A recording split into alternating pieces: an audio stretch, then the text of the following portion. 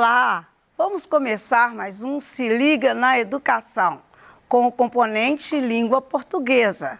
Sou a professora Rosimeire Reis e vou ficar com você agora, quarto ano, com o assunto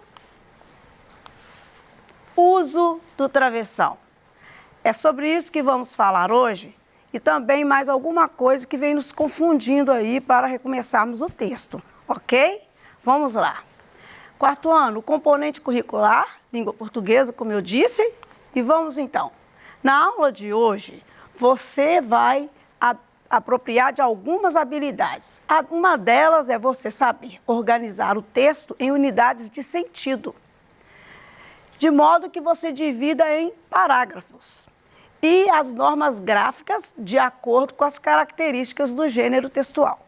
Então podemos estranhar, mas começando com o uso do travessão, sim, o travessão também é um recurso que nós precisamos atentarmos para entendermos a paragrafação e o travessão, ok?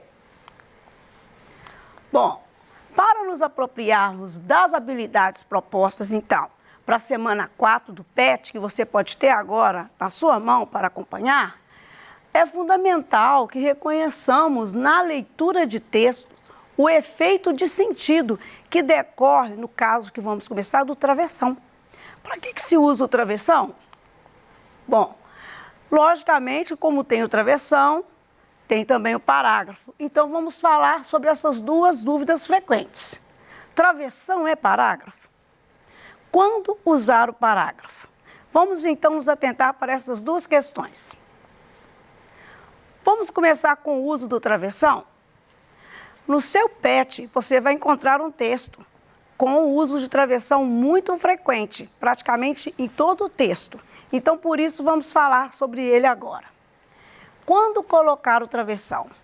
Um dos recursos que são necessários, e é um dos recursos necessários para o travessão, para marcar a fala do personagem ou a mudança de interlocutor. No caso do texto que está no PET, ele está marcado muito com esta função. Nesse caso, ele tem o objetivo de marcar o discurso direto. Nesse caso também, no seu PET, esse discurso direto ele não tem um enunciador, um narrador. Então, toda a sequência do texto está com travessões, que são as falas dos personagens. Um exemplo. Por que eu não posso ver televisão? Porque você tem que dormir. Este é o início de um diálogo, de uma crônica do Fernando Sabino, muito interessante, que chama Hora de Dormir. Você pode checar depois e ver esse texto que é muito legal. Ele é todo cheio de travessão. O que é o duplo travessão?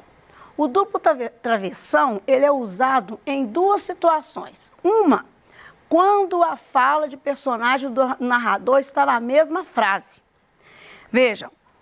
O narrador lança a fala do personagem, mas ele acaba dizendo o que o personagem falou, ou ele acaba ressaltando o que o personagem falou. Veja um pedacinho de um texto. Veja com quem sua filha ia se casar, disseram no Manicongo, revelando o rosto do horripilante ser. Esse é um trecho do livro Os Três Presentes Mágicos, que um dos personagens conversam com um rei antigo do povo Congo, na África. Veja com quem sua filha ia se casar. Disseram ao Manicongo, revelando o rosto do horripilante ser. Esta é a narração, disseram, narrando, e separado por dois travessões. O travessão marcando a fala do personagem que o narrador descreveu. Nesse caso, usamos dois travessões. É possível e necessário. Numa outra situação, é substituindo as vírgulas para intercalar trechos que se pretende dar ênfase. A vírgula é uma recorrência muito comum, então, se é uma ênfase, é importante que ao invés de usar as vírgulas ou entre vírgulas, use dois travessões encaixando aquilo que quer dar ênfase. Por exemplo, este é um texto de uma informação científica falando sobre os anfíbios, sobre os vários nomes que determinados anfíbios são chamados por um mesmo nome, embora sejam de espécies diferentes.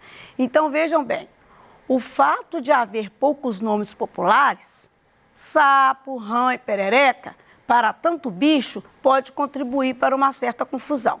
Ou seja, o cientista está dizendo aqui que existem só 3 nomes para chamar os animais, né? Os anfíbios, que são da mesma espécie de anfíbios, só com esses 3 nomes. Então, ele chama a atenção, ele coloca separado para nós sapo, rã e perereca, que é o popular. Bom, nós temos também outra forma de colocar o travessão, que é a mesma coisa do anterior, para dar ênfase. Elas até gostam de ganhar coisas novas, mas vivem falando que o maior presente da vida são os filhos. Vai dizer que nunca ouviu isso em casa, quando chega o Dia das Mães. Ou, ao invés de uma vírgula, 2 pontos, ela quer destacar, então usa o travessão. O mesmo narrador que está falando usa o travessão para dar ênfase à pergunta que ela quer fazer, para enaltecer a questão, por exemplo, do Dia das Mães, que geralmente falam que não querem ter presentes, mas ele pergunta, vai dizer que nunca ouviu isso em casa quando chega o Dia das Mães, né? Então, tá destacado o travessão, então, é um destaque nessas situações. Bom, vamos ver o que é parágrafo, para depois a gente comparar esses 2 recursos que são para delimitar o texto, para trabalhar com o texto em unidades. O que é parágrafo? O parágrafo se inicia com uma margem no canto esquerdo da página, em sua primeira linha indicando o começo. Essa é uma regra praticamente geral, em que você vai, no seu caderno, sempre a marcar um dedo da margem e começar a escrever o texto. E em seguida, você, continuando, pode voltar de novo para o recuo, né? Volta além do recuo. O recuo continua para o parágrafo e você escreve no canto. Essa regra também ela é utilizada no recurso da imprensa, né? Da escrita impressa, nos livros, nos jornais. Esse recuo é clássico. E por isso que na escola fazem tanta questão e a gente sempre coloca vocês, alunos, na linha correta de vamos manter o parágrafo, vamos marcar o parágrafo. Muito para a sua escrita, porque o parágrafo já vem marcado nos textos impressos, mas você escreve muito, você usa ainda muito a escrita manual. Então você precisa de manter essa regra, certo? Será que essa é a única? Por exemplo, ao encerrar o parágrafo, também você, após o qual não há mais texto, a não ser na linha posterior, com recurso de imagem, indicando o início de um novo parágrafo.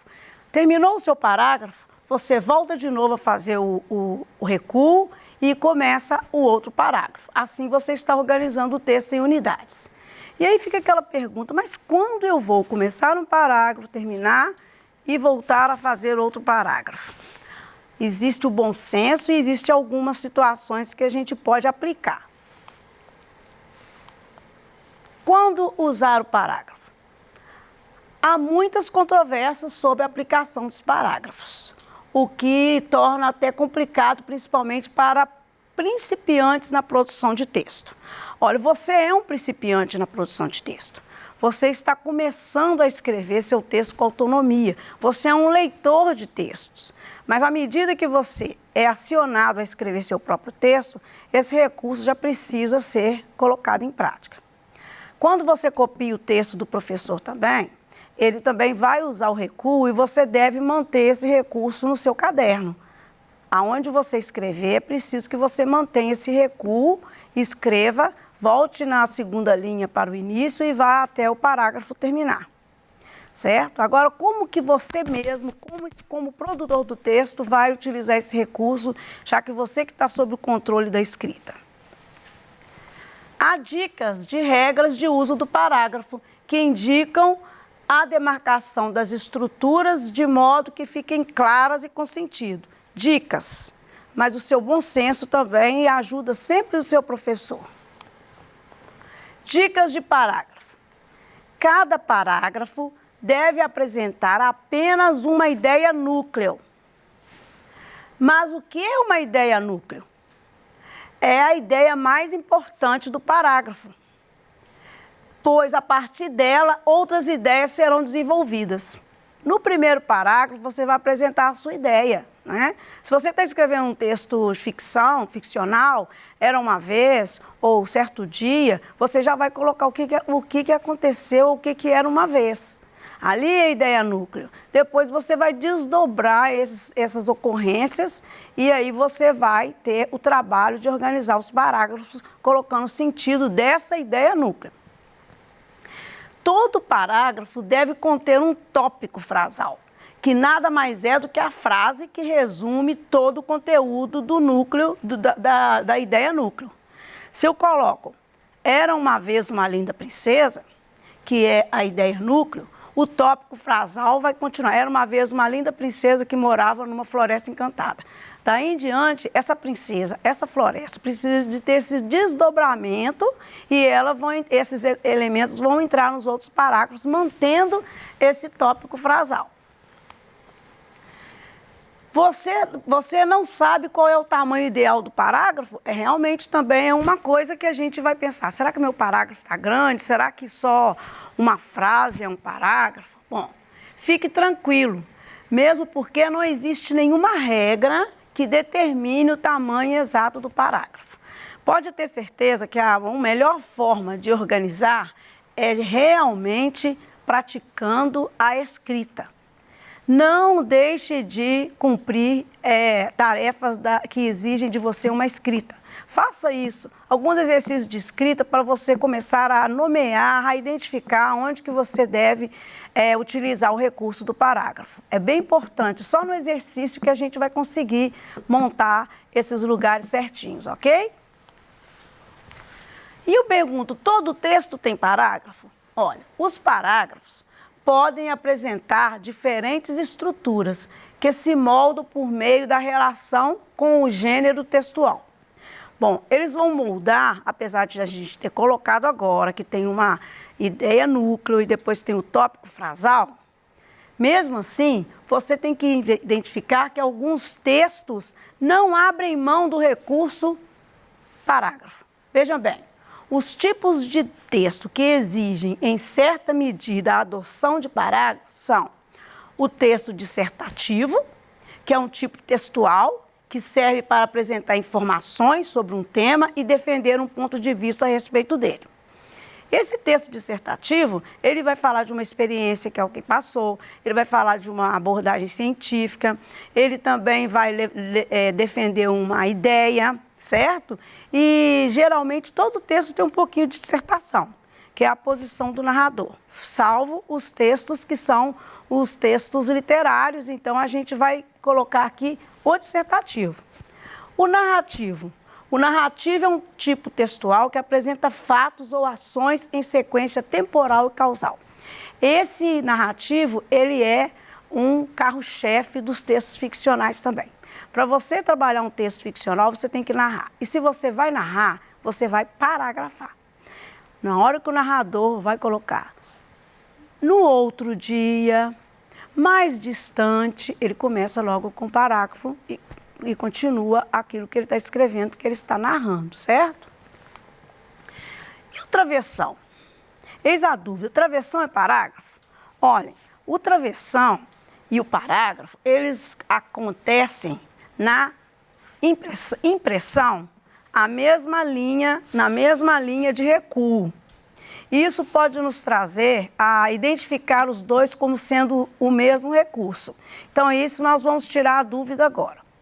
Falamos que o parágrafo começa com uma ideia núcleo, né? Ele depois tem os seus tópicos frasais, que vão manter a ideia núcleo do início até o fim, que é o caso de uma história, de uma notícia, né? de um relato. Então, é esse o parágrafo que vai colocando. Agora, e o travessão? O travessão, nós vimos ali que ele é para marcar falas ou para enfatizar frases. Então, ele não é parágrafo. Essa é a primeira ideia. Para marcar falas e para enfatizar frases ou tópicos.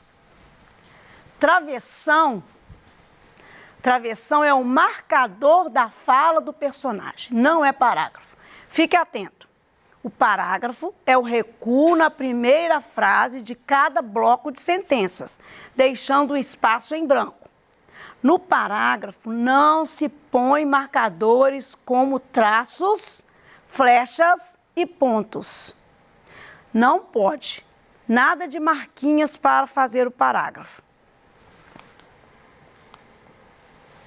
Aplicando. Vamos ver um texto dissertativo? Vamos ver como está marcado o parágrafo. Esse texto começa com uma dissertação. Alguém está defendendo o seguinte: por que as meninas gostam tanto de cor-de-rosa e os meninos detestam? Ele começa com recuo. Por volta dos 4 anos, as meninas começam a escolher como vão se vestir e o que querem comprar.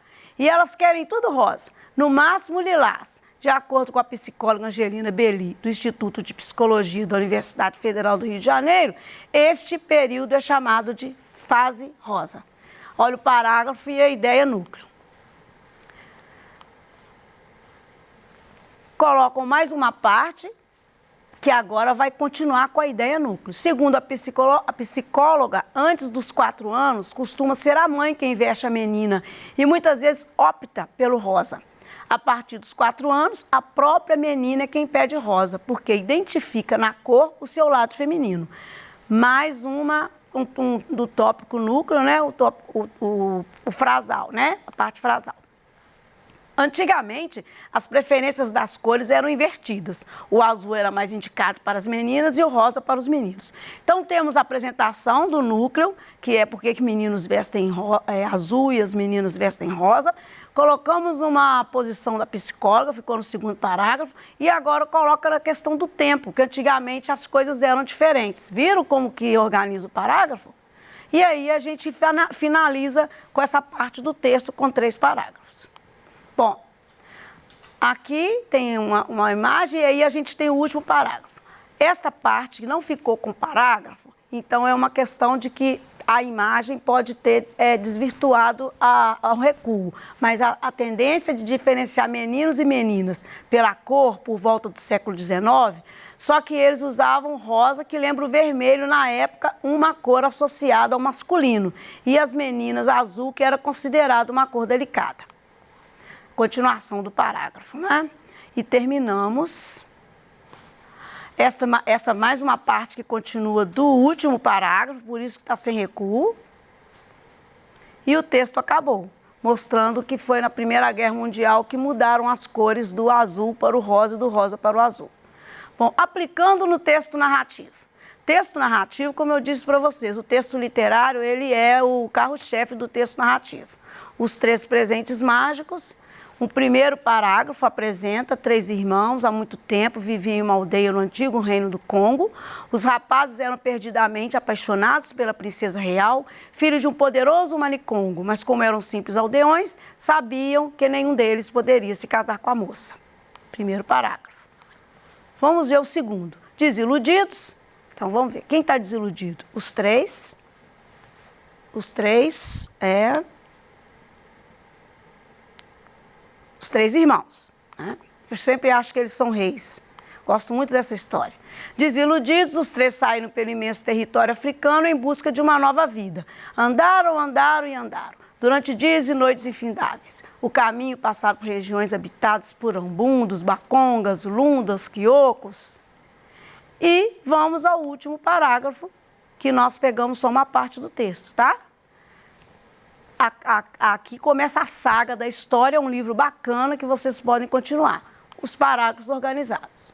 Bom, texto que tem discurso direto, como esse aqui, a história do Rataplan, você vai ver o narrador, narrativa, narração, tem o parágrafo do narrador marcado. Mas depois, você tem a fala do personagem. Então, ali nós vamos fazer o travessão, que não é parágrafo. Agora, Rataplan, fique deitadinho e não faça barulho. É a fala da personagem. E a fala do outro personagem e o travessão do narrador. Muito bem, foi isso que você aprendeu na aula de hoje, certo? Você aprendeu a distinção, então, entre travessão, Você aprendeu então que o travessão é o marcador de fala e é isso que nós vamos saber para poder fazer o seu PET, certo? Toda essa revisão aqui e na próxima aula nós vamos ver receitas culinárias, certo? Que vai fugir um pouco disso, tá bom? Um abraço para vocês e bom trabalho no PET.